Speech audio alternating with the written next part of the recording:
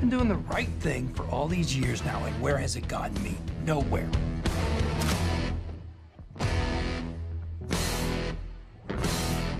Better Call Saul, only on AMC. Hey everybody, it is season 2 of Better Call Saul. Alonso, Michelle, we got the brawny memo, and Meredith.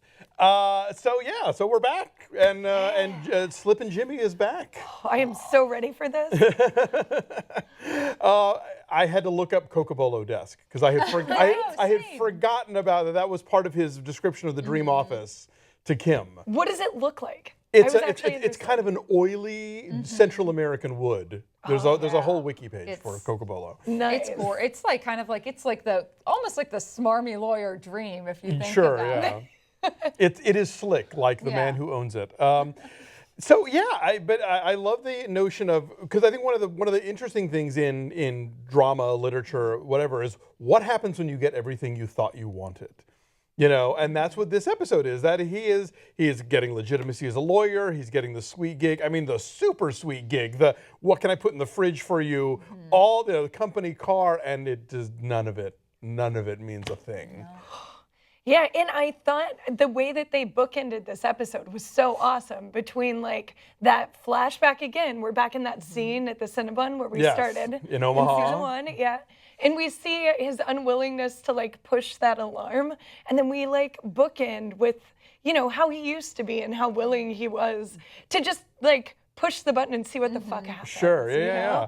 Like very telling that it's SG was here and not JM was here. Yeah, it feels like he maybe wants people to, or he's like missing his identity. Right, but he misses Saul Goodman, not Jimmy McGill, you know, and he's still, you know, when what's his Mr. Cumston? That his Mr. Cumston. It's almost like I'm not going to say it. I'm just not going to say it out loud. No, we were all thinking it, but no. I feel like ultimately Saul Goodman is the man he always wanted to be, because it's both the lawyer and the con artist. It's the best of both worlds, and I miss Saul. You know, I love Jimmy though. I really, you know, but I feel for Jimmy. I feel for Jimmy in a way I never felt for Saul. Well, this is, I mean, this whole series in a way is an origin story. It is. It's hands down. I mean, it's an origin for Mike. It's an origin for Jimmy. It's an origin for, you know, Tuco. We saw in the first season.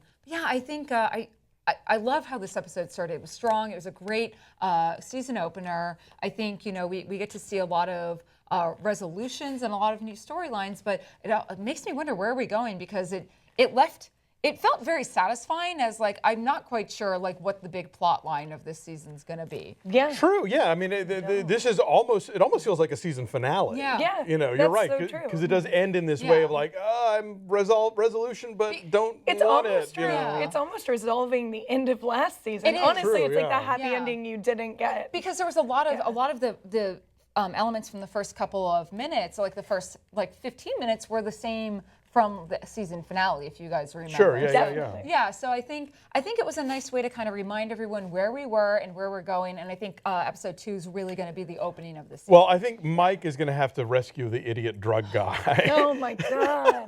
Him and his baseball card. Oh, that awful Hummer. Those God, the H2. Remember that era? His matching shoes. Ooh, oh yes. Oh, I know. Hot wheel. Yeah. Well, and then with the baseboard. And the spinning rims. But you know, the cops found the baseboard. I really appreciate how intelligent these cops are. I feel they're a little bit one up above Hank and the other Albuquerque police from Breaking Bad. A little bit, yeah. Although I think the second you show up and see that Hummer, and then you see this guy, you're like, what is it? So, you're in IT? What? You know, and with the one hand, they're kind of condescending about baseball cards, but it's like, there's a lot of money here. Like there's something fishy. So so Mike's gonna have to get him out of that jam probably.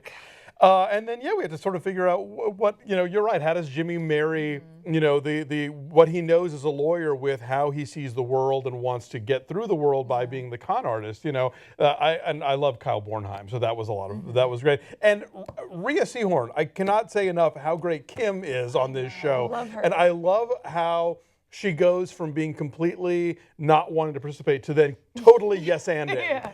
You know, the Boer, actually. You know, that was, she's so great. I know. I suspect what you know, it's hard for me to say because this seems like such a banal track, and Vince Gilligan is not one of those writers and directors who will go down the path that you expect. But it seems like Saul's either going to get Jimmy's going to get bored in his current walk of life, or something's going to happen with Kim that ultimately causes him to fall down this rabbit hole. But that just seems too obvious. So I'm really curious to see where we're going to go, because one of the things I love about Vince Gilligan and this team is they do the unexpected, but they write from reality. And everything I've loved about Breaking Bad is crossing over into this show, and I'm just excited for the ride. You know, it's I will say, you know, Breaking Bad I didn't watch it when it started. I started watching about halfway through when season 4 came out. I binged, as you would. I had bronchitis. I literally watched seasons 1 through season 4 in a 18-day period. Nice. Probably caused a lot of insanity for me. But I fell in love with that show, and I fell in love with television all over again. And Better Call Saul is making me love television again in a way that I don't love anything else on TV quite like it. So I'm really, really stoked to see where we're going to go for the next 10 weeks or so. Yeah, and I'm excited to see how they bring the storylines back together, because that's the part that, to me right now, it's like, it almost seems like Jimmy's free and clear of this other storyline that's going on. So is it going to be him who goes to them? Like, how does he get involved again? I'm so interested. One of the challenges of this show, so I've been reading Mad Men Carousel, which is Matt Zoller Seitz's sort of like episode by episode breakdown of Mad Men. And throughout the course of the show, people kept predicting who the guy who jumps out of the window was going to be, as though that were an inevitable moment of the show. This one, we literally are working towards an end that we know. We know who Saul Goodman winds up being. So the show has to get us there in a way that we don't see coming. And I'm sure there's going to be a lot of red herrings and sort of false detours and stuff. So yeah, no, it'll be curious to see where it goes. I do love the fact that we now have Ed Begley Jr., just because he was the original Spinal Tap drummer. And so that ties him to Michael McKean.